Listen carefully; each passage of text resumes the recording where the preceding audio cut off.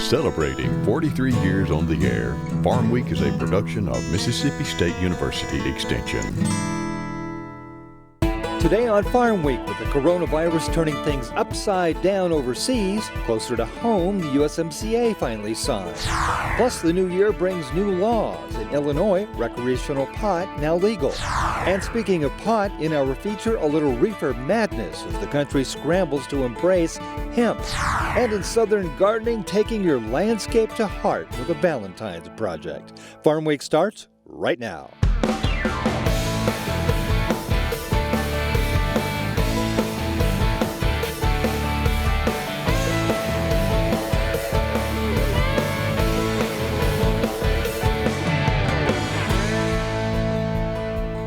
Hello everybody, I'm Mike Russell. Thanks for joining us today on Farm Week.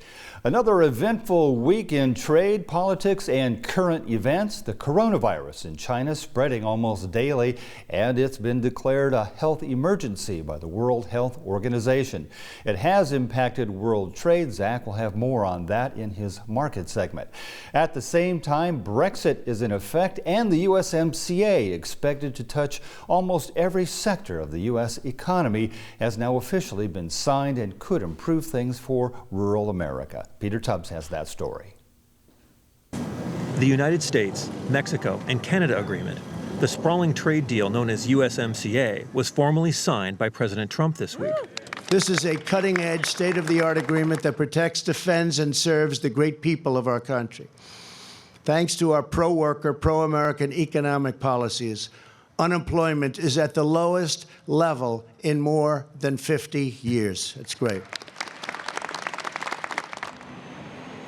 As Canada and Mexico are already the largest trading partners of the United States, trade experts believe the impact of the agreement will be modest.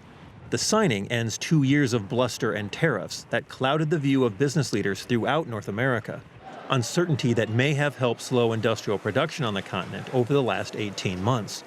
The renegotiation of NAFTA, the 1994 trade agreement that reduced trade barriers and created an industrial bloc between the three countries, was a campaign promise during President Trump's 2016 run for the White House.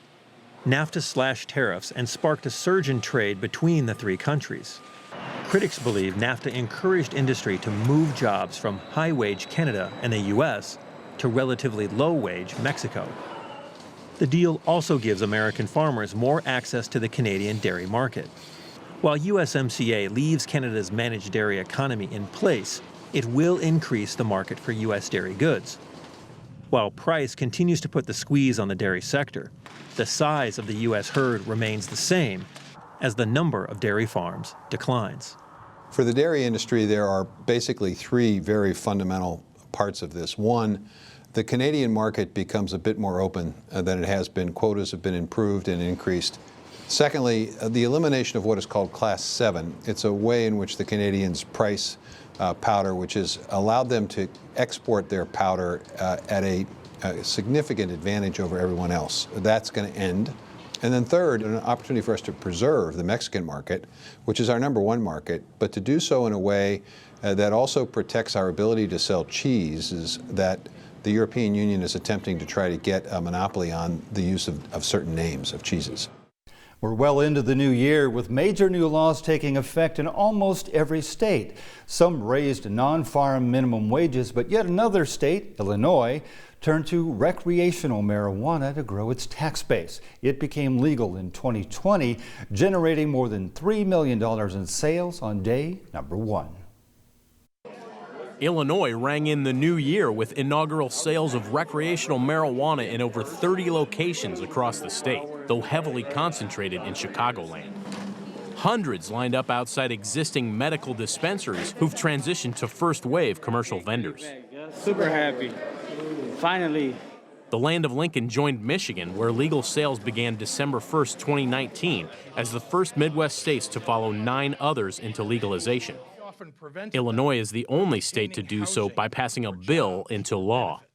Illinois is establishing itself as the first state in the nation to legalize in a way that truly puts equity first.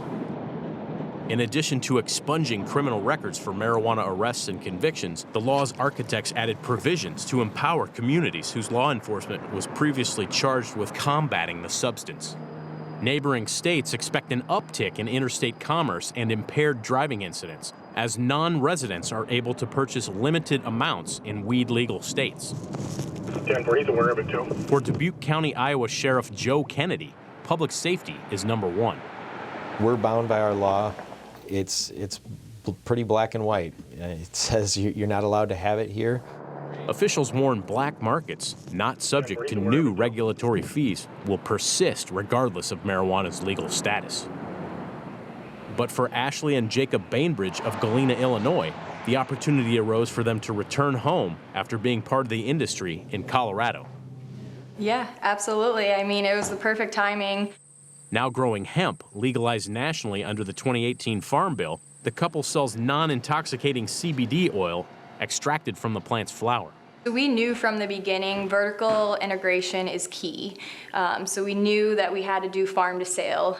The Bainbridges are part of a second wave of legal sale hopefuls looking to grow, sell, and process recreational pot. But new applicants won't get the word on anything until late spring. They got to start growing the plant from scratch, and that'll take 6 months just to grow the plant, and they got to build the facilities. So we're probably looking at 2021 January before sales for all the new licensees will actually be selling. So with more states legalizing marijuana, in other states, hemp seen as a chance to add a new and potentially lucrative crop. Here in Mississippi, hemp still not legal to grow, at least for the time being. Its Hemp Cultivation Task Force did issue a new report recently, essentially handing the baton to state lawmakers. I spoke to Andy Gibson, Mississippi's Ag Commissioner, about hemp's chances both nationally and statewide. A majority of the country seems to be ready as far as the political will to embrace hemp, at least to give farmers the opportunity to grow it. Since most of the states have authorized that, the market issue is still there, of course, and in a lot of states there's not the infrastructure to process it and not the market to sell it. So it's still developing, and I would caution people, it's a major investment. I expect there'll be a bill or bills to legalize hemp production in Mississippi, and I think it's possible it could pass. We'll see what the legislature does. Valentine's Day just around the corner. In Southern gardening, Gary Bachman taking things to heart with a fun gardening activity even in the middle of February. Here's Gary.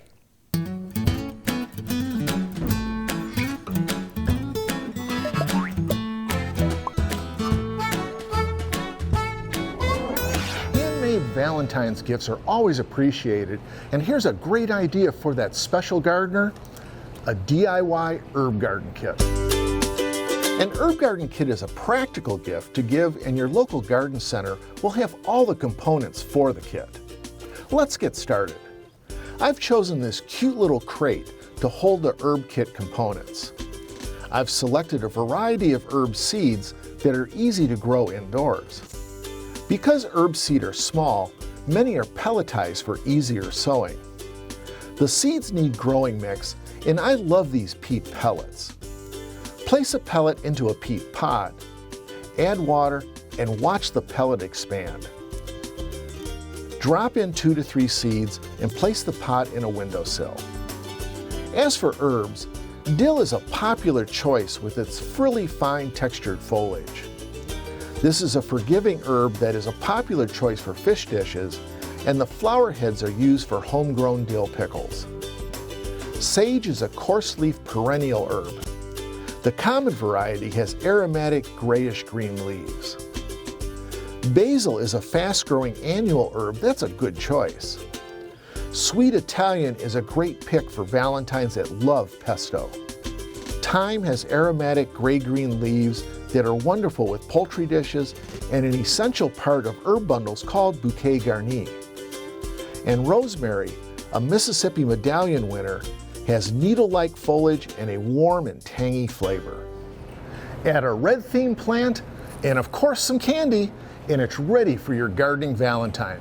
I'm horticulturist Gary Bachman, and I'll see you next time on Southern Gardening.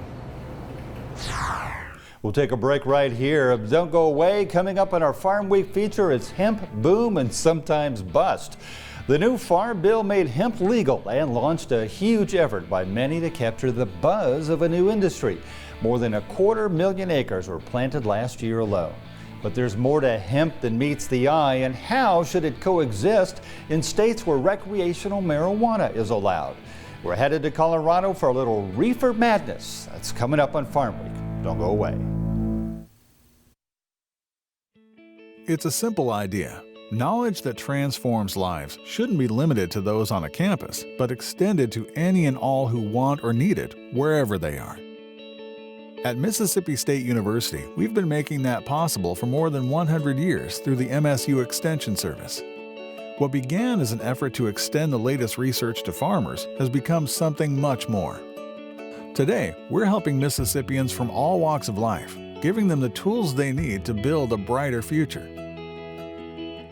We're sparking the imagination of students around the state and inspiring the next generation of doctors. We're helping rural communities find their way to the internet and connect to the world at large. And we're teaching families how to lead healthier lives in ways both big and small. MSU is standing firm in its commitment to that one simple idea: extend the knowledge that transforms lives wherever they are. ATVs are a ton of fun for people of all ages, but these powerful machines can also be a ton of trouble if safety guidelines aren't followed. Always wear a regulation helmet, gloves, and goggles when operating a four-wheeler. Long sleeves, pants, and over-the-ankle boots are also smart protection. Mississippi law requires approved ATV safety training for all operators who don't have a driver's license. This message brought to you by MSU Extension 4-H.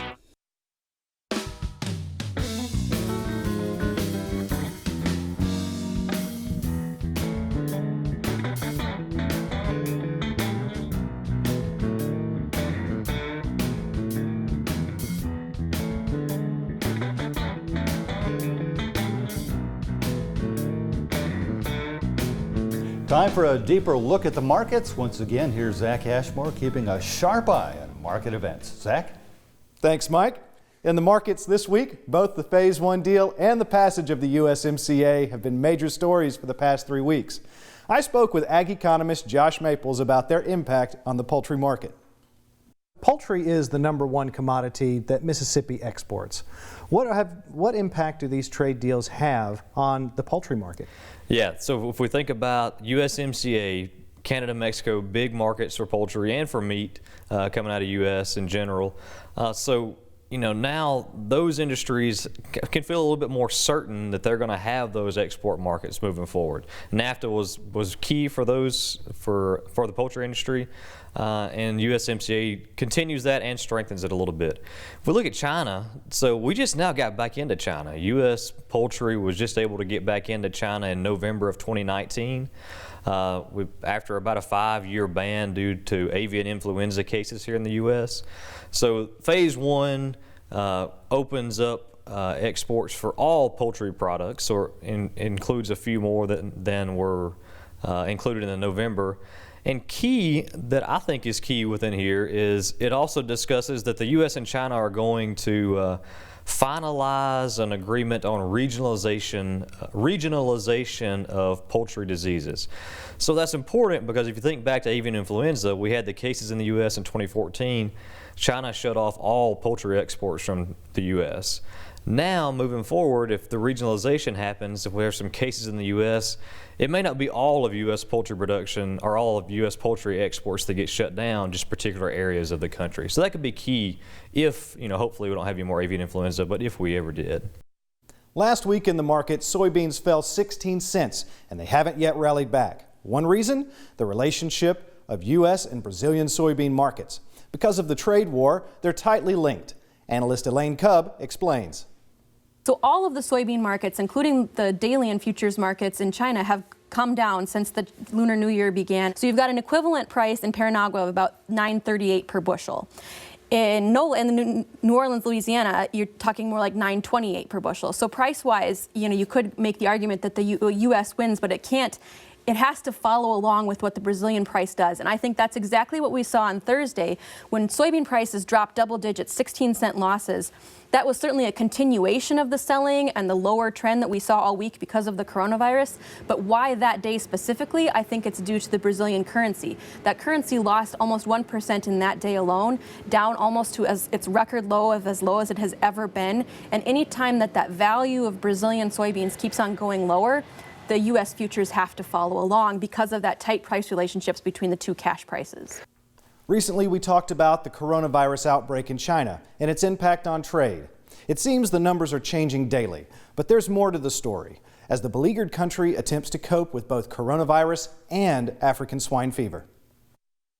Despite progress in trade talks between the U.S. and China, the country has seen multiple diseases wreak havoc on its economy. African swine fever has depleted its hog population, and now coronavirus has brought massive quarantine measures with multiple deaths. As a result, trade has decreased, affecting the markets, including agriculture. Anytime we see a disease in any country, there's going to be impact, there's going to be quarantine, and, we were just getting to the point of having this phase 1 deal with China agreed to in principle. It's not yet approved by Congress, obviously, but it could have a chilling effect on the markets. So anytime a disease like the coronavirus emerges, it's going to have an impact on the market, and hopefully in time, like most of these things, they will settle out and fade away. Pray that people stay safe and take the precautions not to get it. A market rebound will take time, and while coronavirus takes its toll, the Chinese people still have needs. Or the global markets would want to see some evidence that the epidemic has peaked, and I don't know how long that would take. Certainly we need to get everybody in the Chinese economy back from the Lunar New Year holiday and back to work and see how the epidemic plays out. Chinese people will continue to eat. They may not be as big of economic participators. They may not be going out to the movies. They may not be having their Lunar New Year fairs, but they will still be purchasing food to eat. The grocery stores are still open, and the appetite for pork, which of course is huge in China, and all other foodstuffs, that is still in place. According to Bloomberg, China has agreed to buy more than $32 billion in American commodities, including soybeans, cotton, grain, meat, and dairy over the next 2 years. Here at home, the CDC is working quickly and strategically to keep coronavirus from spreading. And I should add that our hearts and prayers go to the Chinese who've lost loved ones to what some in healthcare are calling could become a pandemic. And that's it for a closer look at the markets. Mike? As I mentioned earlier, hemp seen by many farmers is a crop with an upside thanks to the Farm Bill, even though it's still illegal to grow in a number of states. Despite that, there's hope that somewhere down the line, legal and business support will be there to breathe real life into the hemp marketplace. Here's Josh Bittner. If you just get into this industry because you want to throw some magic seeds in the ground and people are going to bring you wheelbarrows full of money, it's not going to happen. As founder of Colorado's Western Slope Hemp Growers Association, Mike Smith scored front row seats to a historic shift in American farm policy. Ever since federal legalization, it's gone crazy out there. You know, everybody and their brother wants to grow hemp now. About 20% of them know what they're going to do. So there's a whole bunch of people that are brand new to it that they have lots of questions and everything. We got some legal weed. When the Mile High State legalized recreational marijuana in 2012, opportunistic hemp producers followed suit by reaping the nation's first harvest in over 50 years, helping to spur national lawmakers toward eventual action. As mandated by Congress, our program requires all hemp growers to be licensed and includes testing protocols to ensure that hemp grown under this program is hemp and nothing else. The 2018 Farm Bill uncoupled hemp from pot, reversing decades-old congressional action which had made both strains of cannabis illegal at the federal level. Botanically speaking, it's all cannabis sativa L. It just has to do with the THC level. These are considered industrial hemp because they're 0.3% THC or less. This exact same plant, if it had 10% THC in it, wouldn't be qualified under the hemp program. And so 700 acres in Colorado last year tested hot and essentially had to be destroyed. According to the Brightfield Group, a hemp industry analytics firm, roughly 285,000 acres in the U.S. were planted into hemp this year, a 72% increase over 2018. You can plasticize it, but you can also make wood pellets. With projections of a $26 billion industry by 2025, proponents like Smith predict a day of reckoning with big oil and big ag over domestic food, fuel, and fiber markets. Right now, these stocks in Colorado are worth 45 cents a pound. But even with its multi-purpose potential, insiders say the infrastructure for an American hemp revolution is lacking. The crop's initial buzz has already created a glut and is labor-intensive, as high-quality cannabidiol oil, or CBD, is extracted from hand-harvested stock for the lion's share of profits. It's a miracle component that we should all add in our diets, as far as I'm concerned, in our everyday consumption. Linda Bestland is a wellness professional in Grand Junction who recommends CBD supplements for a broad range of health concerns. People use it for anxiety, epilepsy, stress, cancer. It's an anti-inflammatory. Bestland says CBD is one of many molecules, or cannabinoids, present in the plant. Yet another is what makes cannabis so controversial: delta-9 tetrahydrocannabinol, or THC. Our CBD has 0.1% THC, but it's not enough THC that it's going to get you stoned, where there's too much THC in the body. Distillate and isolate blends can minimize or eliminate THC, but in Colorado, Bestland is free to tout full-spectrum CBD. You get everything. Your terpenoids and your flavonoids actually walk hand in hand with THC and CBD. Despite many embracing the oil as a panacea, the Food and Drug Administration has only approved one CBD-based drug. Last month, the federal agency warned 15 companies they were marketing CBD products in ways afoul of federal law. Absent oversight, many U.S. physicians have been sidelined as eager consumers wade into unregulated waters. There's a lot out there that's junk. I had somebody bring me a bottle of material to test, and there was essentially no CBD in their bottle. Julie Stump is a chemist and consultant for the CBD industry involved in growing and extraction. High pressure CO2 is injected in the system, and with pressure and temperature, it becomes a liquid. And CBD and all those other cannabinoids dissolve in that liquid, get extracted from the vegetation. CBD production's purity and traceability standards are shared by the local organic farming community. Peaches, plums, pears, and a host of other tree fruits thrive on the western slope. USDA statistics reveal an over $14 million annual fruit and tree nut industry in Mesa County, Colorado alone. Marijuana was made legal in Colorado a number of years ago. I voted against that legislation. I would vote against the legislation again. Brian Olison was a high school English teacher before his orchard fruit operation in Palisade took off, buoyed by accolades for the company's organic, locally grown and processed jams and jellies.